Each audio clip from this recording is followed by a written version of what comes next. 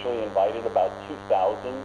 Because the participation rate was lower, we decided that there were two options: to go with a smaller number of people to be evaluated, or to solicit participation from a larger number. So we decided to increase the cohort. That's why there's that the difference of 1,000. And we ended up with a participation rate of about 40% in the non-deployed, which was expected. So we set up 16 sites across the United States. These veterans were flown, drove to those sites. There were some who wanted to participate but either could not travel because of personal circumstances or because they were physically disabled. In those situations, we set up a team that went to their home or to their local medical center and did the evaluation. Particularly concerned about giving every opportunity to evaluate those who were disabled or unable to participate, travel, but that kind of thing. So the evaluation was done over typically 12 hours over 2 days. Everything was standardized physical exam and laboratory tests. We couldn't find enough dermatologists, not surprisingly. So the internist who did the evaluation, whenever he or she saw a dermatologic abnormality, there was a form that they filled out describing it. The standardized photograph was taken. Those photographs were then read in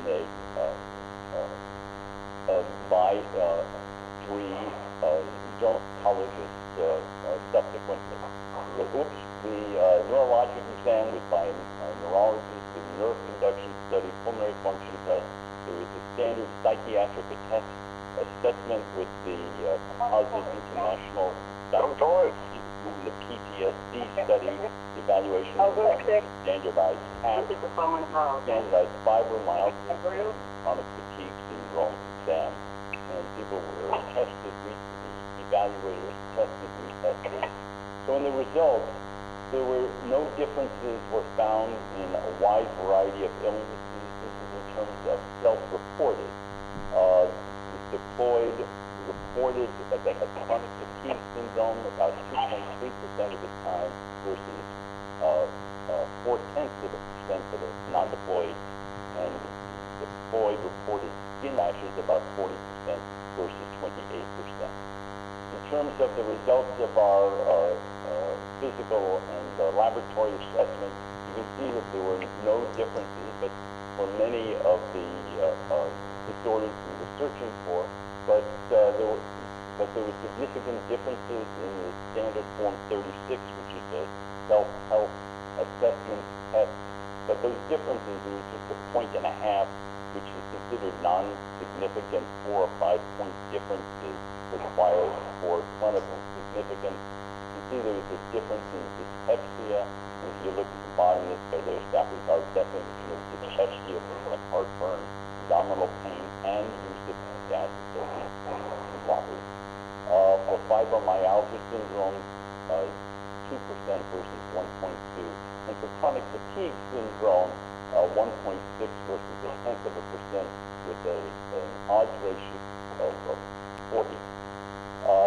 In the overall evaluation of dermatologic conditions, there was no difference.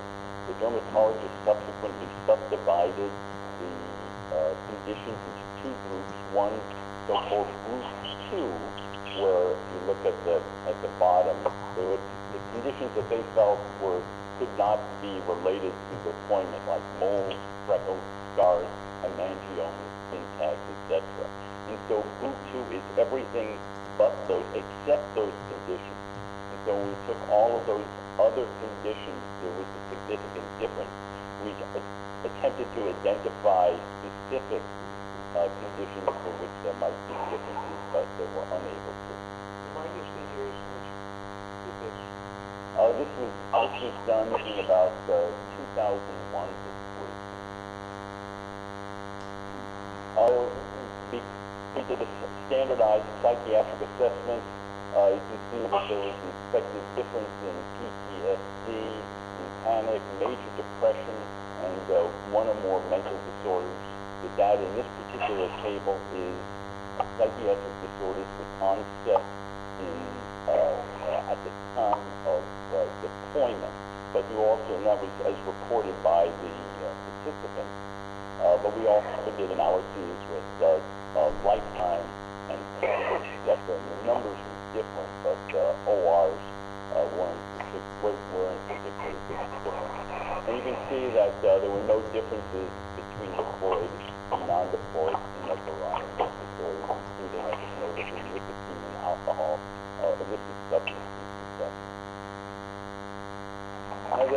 We also looked at the CDC symptom criteria for chronic multi-symptom illness, which has been mentioned earlier, and there are the CDC at that time clusters A, B, C, and participants, in order to be classified with PMI. A pogo stick? At least one symptom. Do you know how to use a pogo stick? They reported at least one symptom as severe. Clusters PMI as defined as severe. And so you can see that the difference in PMI by CDC criteria is 29% versus 15%, and severe only 7% versus 1.6%. So in summary, there was a major difference in chronic fatigue syndrome. I've done a lot of research. I was very excited when we had ORs of 3, and never before and never since have I had an OR of 1. Fibromyalgia syndrome is also significant but less prominent, and I suspect the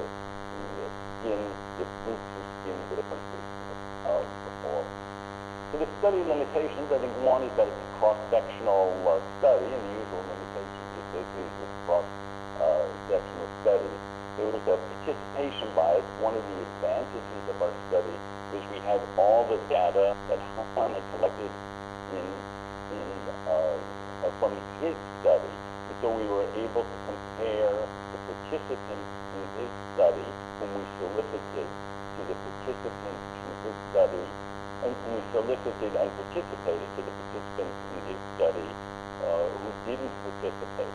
And there was participation bias, as the kind that you can probably predict, and we tended to adjust for differences. The lack of a theoretical model, I think, is a liability. It affects the kinds of tests that we did. So, for example, we did a standard nerve conduction study. If there was a theoretical model about some particular nerve abnormality, we could have done a different nerve conduction study. Pulmonary function testing, we could have done a different kind of pulmonary function abnormality, etc. Although the interviewers were not blinded, all of the analyses were complete. And we always want more sample size, but the sample size is pretty large. It's pretty expensive study. I think the strengths are, with the sample selection and our oversampling, we were able to adjust for non-participation bias, and the method of making constructing the diagnostic algorithm. So just a few moments about what is chronic fatigue syndrome, and you can see the definitions: unexplained persistent fatigue, unrelieved, not relieved by rest in the individual.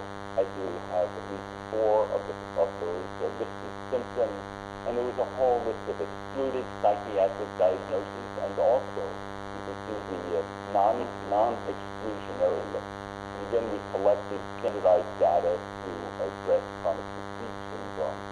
And fibromyalgia syndrome, the current definition is somewhat different, but at that time it was widespread pain above and below the ribs on the left and right side of the body and along the axial skeleton. And this thing is called tender points, where up to 4 grams of pressure is placed on 18 soft tissue, not joint points.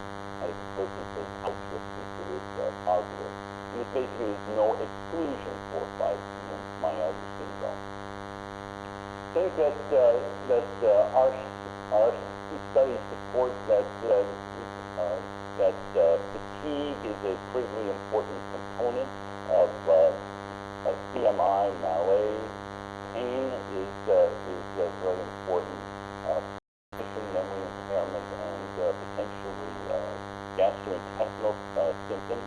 I don't think it's not. I don't think that CMI has to be fibromyalgia syndrome or chronic fatigue syndrome, but I think some of the symptomatology that goes into making those diagnoses are also an important part of CMI.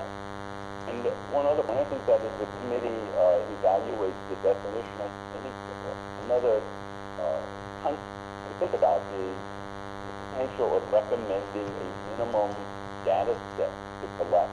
Hopefully, if science moves forward, whatever definition we come up with now will change over the next few years. And if as part of your recommendation, you come up with a baseline data to collect which goes beyond the specific need to make the definition that you recommend, that may prove very helpful both to investigators as well as the definition of CMI evolves over the next few years. Thank you. Thank you, Seth. Questions for Dr. Eisen? Please. Were there any differences between men and women in terms of their symptoms? No. Anything else? Thank you very much, Seth. Jim, save the best for last.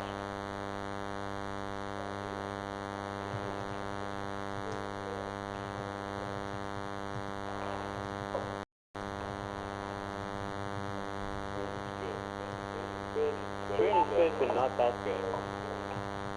So, from what we've said today, I don't know now if this is the subjective GWI case designation criteria 9, 10, or 11, but I hope we'll get that straightened out soon. After 22 years of discussing the subjective symptomatology, I think it's time to look for some objective biomarkers.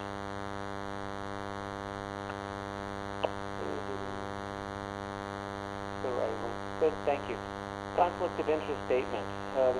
This is funded by the CDMRP. I took the Hippocratic Oath to do no harm. I say that because I've had a lot of the people who have come to me who have been, I believe, psychologically harmed by physicians and other caregivers who just totally dismiss them because it is all in their head. And the button says, "Leave no record behind." How did I get involved? Well, in the 80s, I was involved in aspartame sensitivity, myalgia, or eosinophilic myalgia syndrome, toxic oil syndrome, L-tryptophan toxicity, but leading to fibromyalgia. Fibromyalgia with Dan Clough, chronic fatigue syndrome, and then subsequently the Gulf War veteran. And there was a trend here that in each case there is some kind of peculiar exposure that leads to chronic pain and introspective disorder, often generally with fatigue and chronic pain. So this is what I looked at when I overlapped the different criteria for the illnesses that we've just heard discussed. We look at the CMI, we have the fatigue, mood and cognition, myalgia, arthralgia with the different components. We have the Steele, Kansas with fatigue, sleep, cognitive, neurological, mood, pain, and then GI, airway, skin. If you look at fibromyalgia from the 1990s, it's widespread pain and manual tenderness. In 2010, it became almost CFS-like with fatigue, waking unrefreshed, cognitive, widespread pain, somatic symptoms. And then we have our Fukuda criteria from 1994 with its subsequent variations. But essentially, you have to have severe fatigue for at least 6 months.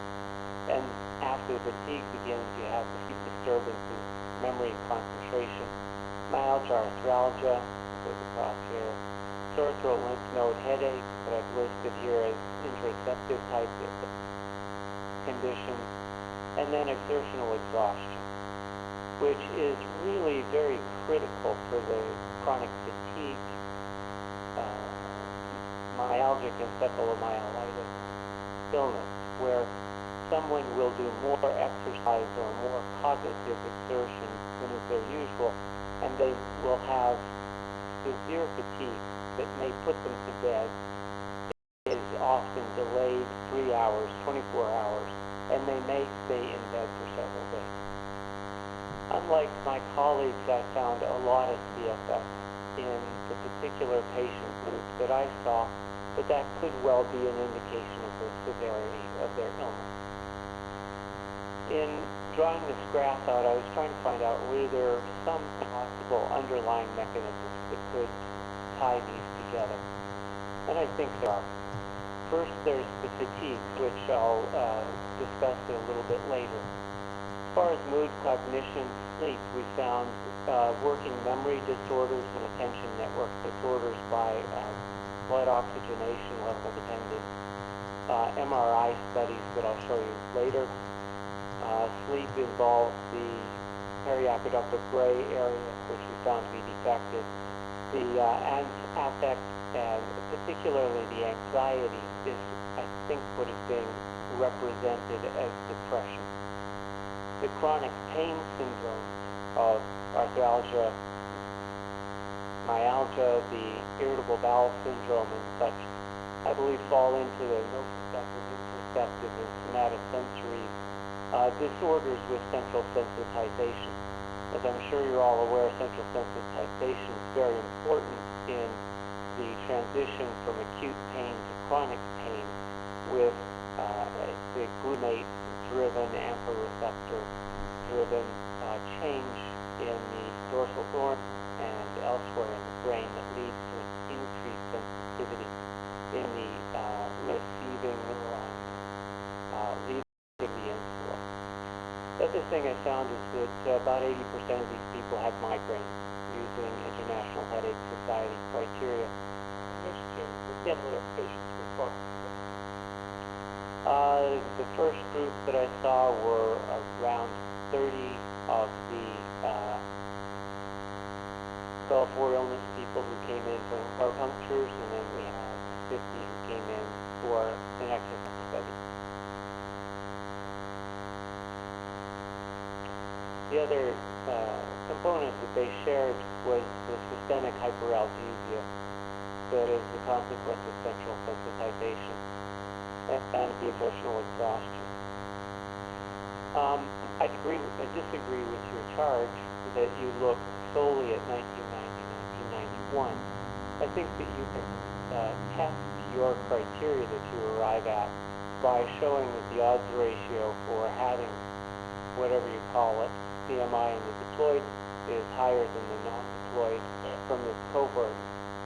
And I believe that you should be able to show handily that there will be a significant difference from both the Agent Orange Vietnam cohort, the pre-Gulf War, and subsequent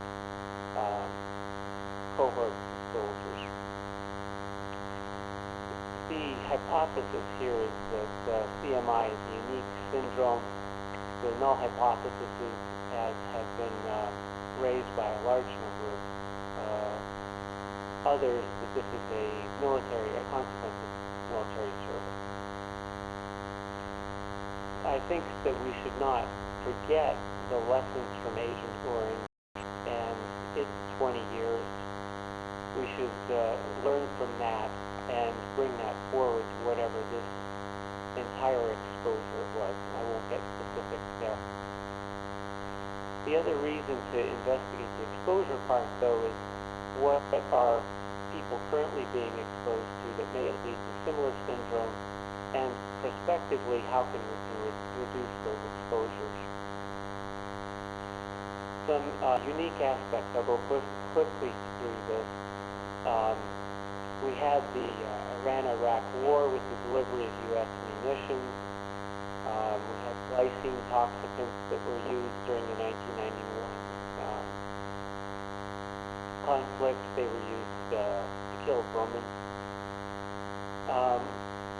We had the Regal report, which hasn't been mentioned, that did document the dual-use export of the nerve agent. 1997 CIA report I thought was quite interesting because it was, I believe, one of the first ones to investigate the Kamasia. I'm quoting toxicological exposure here. You'll notice that this is a Landsat photograph of the direction of the wind blowing smoke away from oil fires, and you see it to the southeast. But from the CIA's modeling, they had the wind going to the south, which they claimed exposed 1,200 military persons. If the wind was blowing to the southeast, is the case, then you would have about 190 exposed. The lines are marked here in blue and red and yellow. It's this type of evidence that's coming from the CIA report, where you see the wind blowing in this direction, but the CIA says it's blowing this way, that I think has made the veterans extremely skeptical of many federal panels and much of what they've heard. One of the other things that has occurred to me is that we've had an acute syndrome where some people got sick in March of 1991, others got progressively sicker over the next couple of years, and others have progressively gotten worse over the last decade or so. And I wonder if we don't have an acute, subacute, and chronic type of illness here with a delayed progression of symptoms. I don't believe that's been discussed. For the objective criteria, we set up a protocol where we would screen patients, have them come in. If they met criteria, then we would have fMRI with a cognitive test. They'd have a bicycle exercise test, go to sleep, have an exercise test, and the next, within an hour or two, they would repeat the fMRI so that we could do a comparison of the fMRI outcome. Then we followed them up for 2 weeks afterwards. The subjects all had met the CMI criteria. They had previous diagnosis of Gulf War coming from the VA.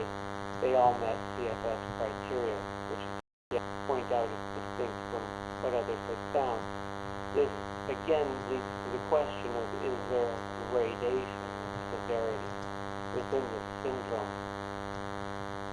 The point of doing these two exercises was that if musculoskeletal cardiovascular problems were contributing to the illness, then you would expect that their first day exercise should decrease performance on day 2. That is, their heart, lungs, muscles shouldn't perform well. And unfortunately, they did extremely well on both days. One of the simple little questionnaires we used was just an ordinal scale for fatigue that you'll see in a second. We were able to look at a previous group of 600 healthy controls, CFS, chronic idiopathic fatigue people. There was a question earlier, I believe, about what about the normal population that has many symptoms, and this is the CFS like with insufficient fatigue syndrome of Reeves. These are the people who have moderate to severe fatigue. You can see almost a bell-shaped curve for some of the remainder of their symptoms. This very clearly distinguishes our healthy control group from, in this case, the CFS group. If I plotted this just for Gulf War, you would see pretty much the same distribution. For subjective evaluation, we looked at things like the dolorimetry, which would be the pressure-induced measure of systemic hyperalgesia, the McGill total score for pain, and the ordinal fatigue. In each of these cases, you can see a fairly reasonable correlation between these three factors with acceptable receiver operator curves. The first magnetic resonance imaging dimension that I'd like to talk about is diffusion tensor imaging. Everybody familiar with that? No.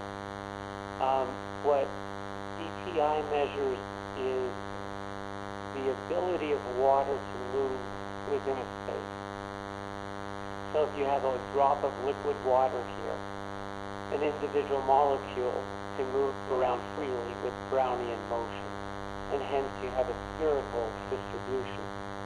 If this is in a high magnetic field like the fMRI magnet, then what you'll find is that the three vectors, the three directions are equal, so they can't flex. However, in a cylindrical tube, like a neuron, the direction of the axon is the direction where most of the water can diffuse. As a result, that longest vector becomes called the axial diffusivity, or the ability of the water to move the long direction of the neuron. This is not found to be effective in very many conditions. The usual is the diffusion of water perpendicular to the axon, that is, through the membrane or through the myelin.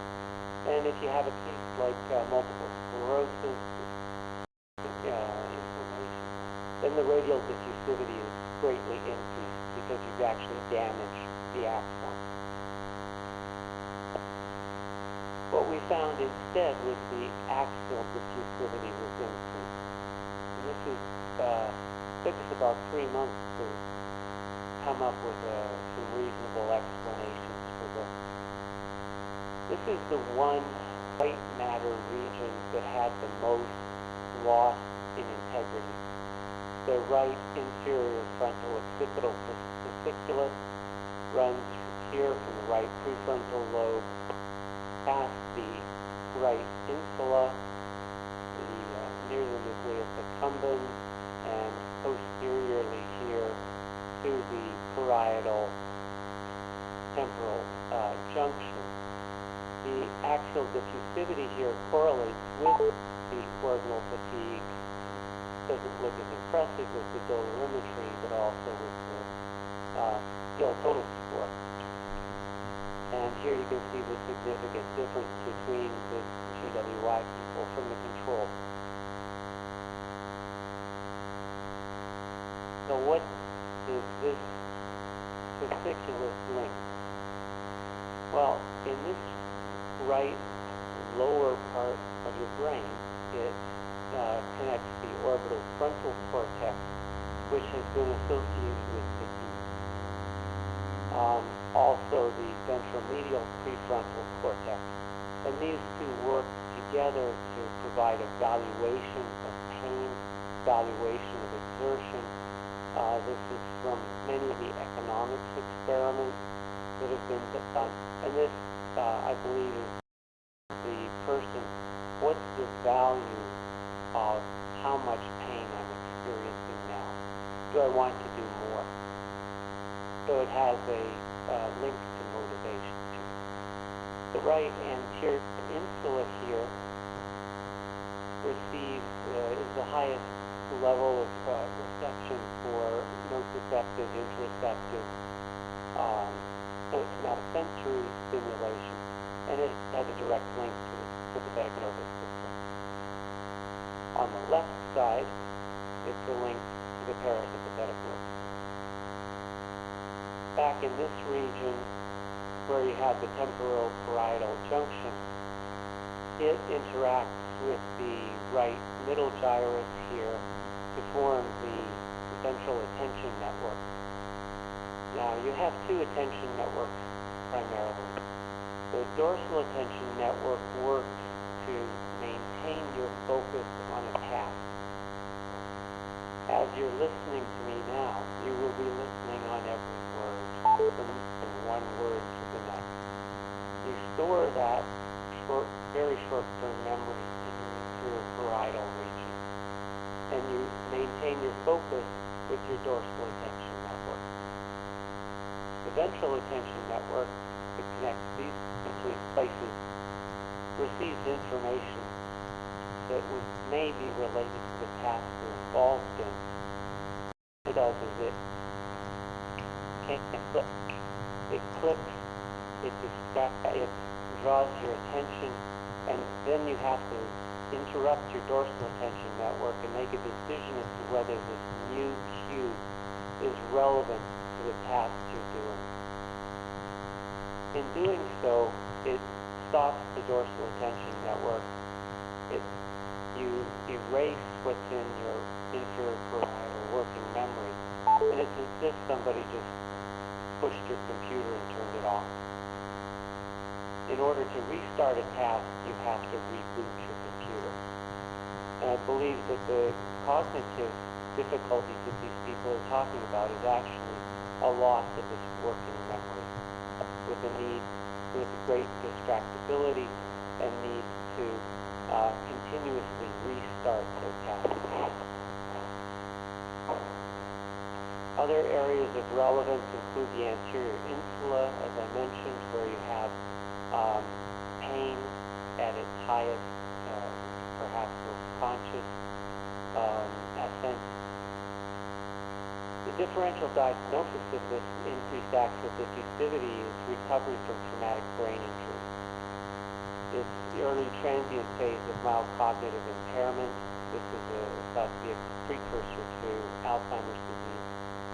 You see a change in amyotrophic lateral sclerosis, but in the interior capsule, and in heart failure with coronary pharyngeal ischemia, you see an increase in AE. And I will propose that I be lucky enough in this next CDMRT lottery to be able to repeat this study if we can use DTI, diffusion sensory imaging, as a diagnostic test to separate out these chronic fatigue syndrome patients from healthy control. We have a copy of your paper. It'd be useful if you would perhaps summarize. Again, it's getting a bit late. You want me to go over it again, sir? No, I mean, your next slide. The next dimension is define two subgroups of people. In the scanner, we had people do a memory test where they remembered what letter they saw previously. And here you can see our healthy control, but they formed a ceiling group. You can see what appears to be cognitive impairment in our Gulf War group. Very interesting is what exercise. In blue, the exercise constant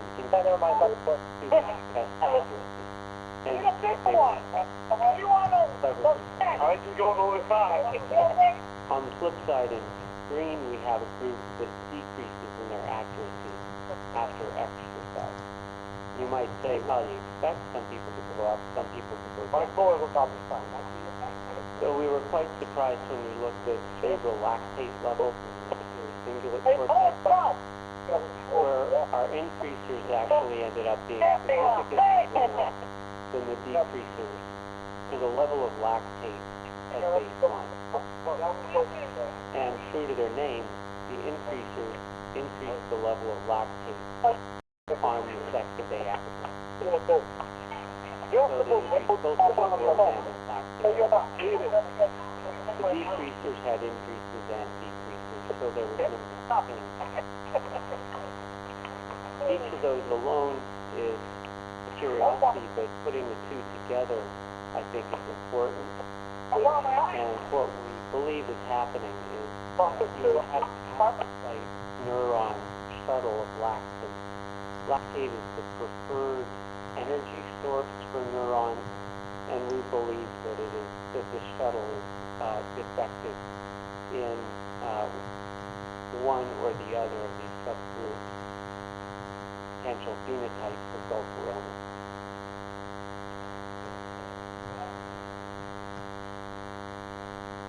Yes.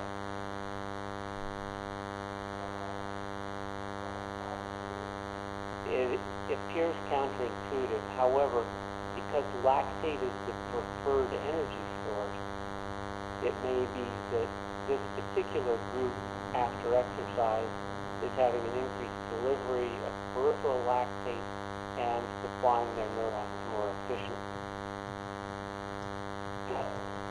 Yeah, we hope to repeat this to wrap our minds around it a little bit. This is consistent with what Shungu has done in New York with chronic fatigue syndrome, except that he found high levels in the ventricles. The last finding is four findings that were in two groups. First off, after exercise, we did this incredibly high-tech test where we had people lie down and then they would stand up. And every minute we would measure their blood pressure and heart rate. This group in the triangles here had an average heart rate increase of about 25 beats per minute in that 5-minute period. Our control and the other half of the GWI group did not. This turned out to be reversible. It lasted for about 2 days and then was gone at 36 hours. So we called it reversible tachycardia with the snappy name START. So we've got tachycardia that develops in these people. The other thing they developed at 8 hours is diastolic hypertension. The other group does not. So we've got diastolic hypertension and tachycardia. If we do, that is another potential biomarker that we'll be hoping to test for as a subclassifying criteria. Next was voxel-based morphometry. We compared our start, stop, and control groups. Here, comparing our start group to our controls, you can see two areas in the pons and the right medulla that are potentially that could be involved in sleep and autonomic dysfunction. Comparing the stop group, they were called stop because they had phantom perception, increased flow to their insula, increased complaints of physical pain, and this is the same as what you see in tinnitus. So this is phantom perception in the PP of the stop group. This region here in the parietal cortex is recruited during pain, and it is atrophied in this group, the stop group. Going back to the start versus stop, we have a very surprising reduction in gray matter and white matter occurring in the cerebellum and in the superior cerebellar peduncle and the pons.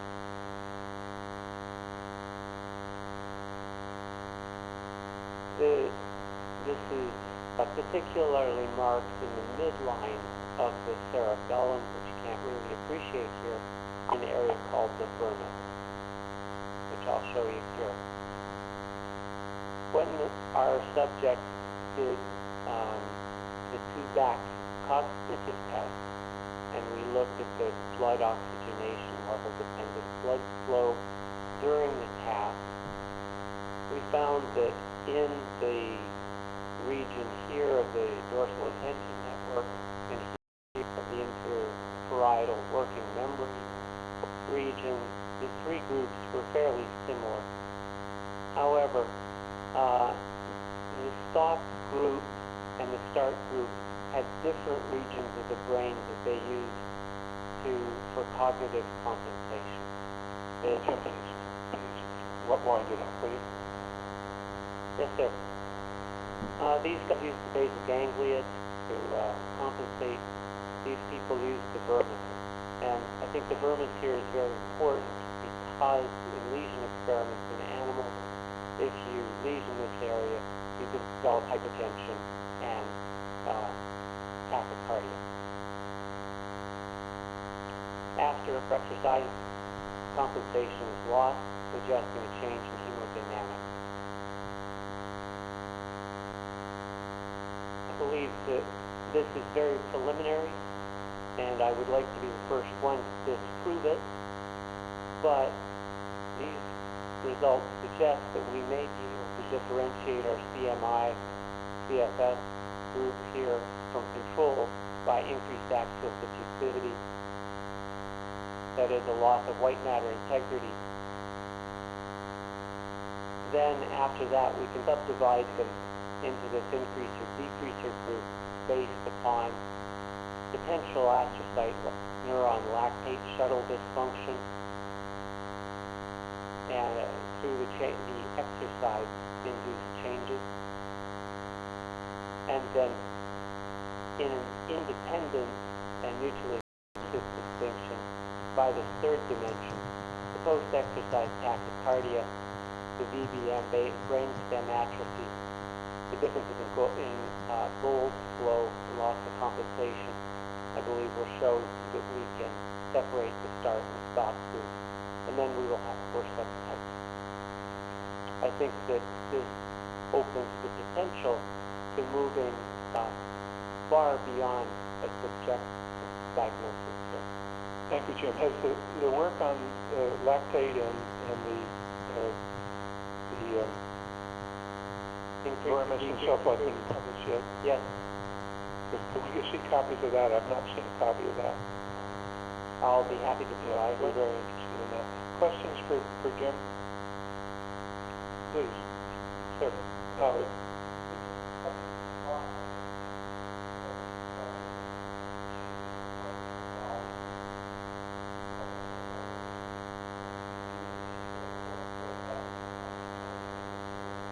We did not find volume changes, but that could be a issue of the number of people that they scanned. They found gray and white matter atrophy. We found differences in the function. That's what we really focused on. Other questions? When you exercise these patients, what happens to their serum lactates compared to controls? We didn't measure them because it just occurred to me that that would be something that would change. It was afterwards when we were analyzing all of the MRI data that we were able to identify the change in lactate. It might be interesting again, and this is good in the fatigue syndromes. We'll be to look at lactate. Good. We'll be looking by metabolomics and cerebral spinal fluid in these people, pre and post exercise. Well, these are important observations, and as you say, we're interested everyone's interested in biomarkers of some kind with regard to the syndrome. It's very late, and I want to thank the panel. We have an obligation to ask if there's any public comment. We have 2 microphones here. As I announced in the beginning, we can give public commentators only 5 minutes, but we're happy to have any public commentators who want to make. Can I speak? Okay. Hello?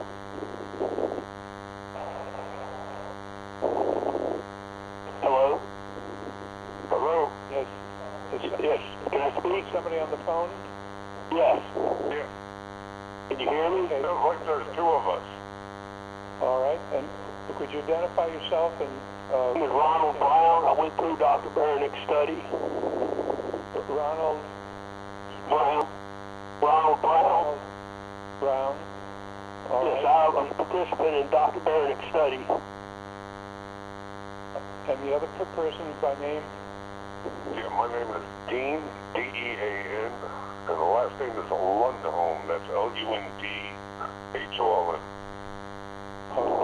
We've got 3 people here who want to make statements. Again, I've got to hold you very carefully given the situation. Let's start here. Would you identify yourself and then make... Which one of us? You want me to go? Turn the speaker on. Yeah, I'm Stanley Whitten, Dr. Stanley Whitten. please, go to make your statement. I hold the distinction of being the first physician to deploy to Arabia back in '90, and I also hold the distinction of being the first physician in Kuwait City, and probably the first physician to treat Gulf War syndrome in Kuwait at that early nascent incipient time period. And what I discovered, I was in the Civil Affairs Kuwait Task Force at the time, which was a unit of highly skilled, highly evaluated, hand-selected people, so that there was no pre-existing diseases. During the time period, I started noticing a rush of patients to my area with neurological syndromes, chronic fatigue syndrome, and dementia-type syndromes. Now, I had worked in the diving industry at that point in time, and many of the symptoms appeared to be an adverse reaction to the vaccines under the National Childhood Vaccine Act. The symptoms were almost a 100% parallel to what I was seeing and observing in the patient population in Kuwait City at that point in time. Thank you. Any comments? Can I speak?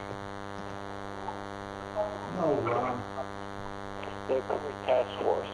Those were the people that actually did the reconstruction effort in Kuwait. They were Special Operations Division within the Special Forces community.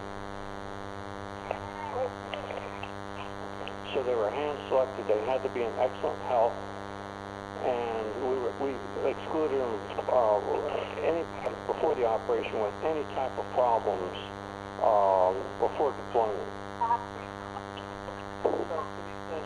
U.S. Special Forces? Yes. Before the war? Yes, they were excluded before they deployed forward. No, but when did this take place?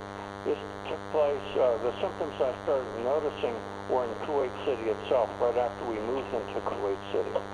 We were the first units to move into Kuwait City. Okay, so this was January? So this was January 91? March. March 91. Yes. As soon as we took Kuwait, we were there. Mr. Ronald Brown, would you like to make a comment? Yes, I would. My name is Ronald Brown. I served with Charlie Company 1st 504 82nd Airborne. We were directly at Objective Gold at the bunker complex. Our engineers started demolitions on it. A month before we got to before we started on the ground war and before the air war started, we had a PT test while I was in Saudi Arabia. I scored very high on it, probably 280, 290. I was in top physical shape. After the ground war finished, the first time that we got back to Bragg, I had a physical fitness test, and I practically failed it. I couldn't get enough air. I've been diagnosed with, restrictive airway disease without a diagnosis of asthma, chronic fatigue syndrome, IBS, fibromyalgia, migraines, and PTSD. There is obviously some kind of disconnect going on as far as what has been going on with the study, and Dr. Berenick's study clearly showed, because I was one of the participants in it, it clearly showed there was problems with our brains. I'm kind of at a loss with all this. I mean, there's a lot of big words and stuff that's been used in this conference today, and I'd like some answers and results, and for the VA to finally step up to the plate and recognize what's wrong with us and accept the studies that have been done. Much. Obviously, what we're trying to do is come up with a definition that would fit the symptom complex, many of which obviously you have. Dean Lundholm, you're on the phone? Yes, sir. Dean, why don't you go ahead? First of all, I'd like to thank the prior two speakers and all the panel for their work. 22 years ago, many of us were in good health and had high hopes. Some of those hopes have been realized, some of them haven't. Myself, I've been diagnosed with, multiple sclerosis, IBS, diverticulitis, chronic fatigue, among other ailments. I've contacted the VA many times, and there's great physicians within the VA, and then there's physicians that I wouldn't take my dog to. Scary clinicians.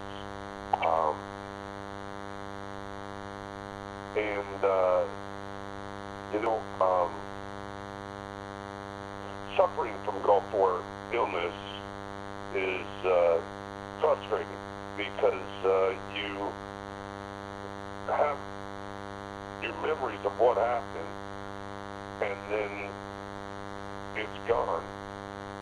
Your memory's gone. My wife says it's like talking to a blank wall because there's a disconnect that happens more often than not, where you're not connected to what's happening in and around you. You're present, but things are happening around you that it's like you don't have the ability to interact with them, or in a way that is clear. So it's very frustrating for the people that have been diagnosed with this problem. And it's a problem that thank God, the majority of people in this country don't have to deal with. However, by standing up and saying, hey, there's a problem here, this isn't like the others. 2 weeks ago, my house was firebombed, and 1 o'clock in the morning, myself and my family barely made it out of the house. That's the kind of stuff that the Gulf War veteran and all veterans of all wars are tired of putting up with. We are activists, not because we want to be, but because we have to. And if we don't take care of our health, then nobody's stepping up to do it for us. So it is the squeaky wheel gets greased.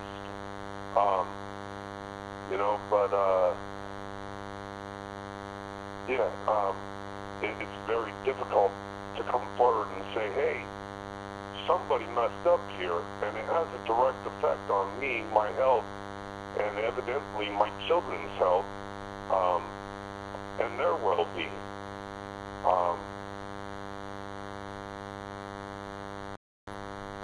Well, Dean, I'm very sorry to hear about the difficulty you've been having. Again, our responsibility is to try to work on an appropriate definitions that will help physicians and others recognize the problem and do more about it to improve the ways that they treat it and so forth. So thank you very much for your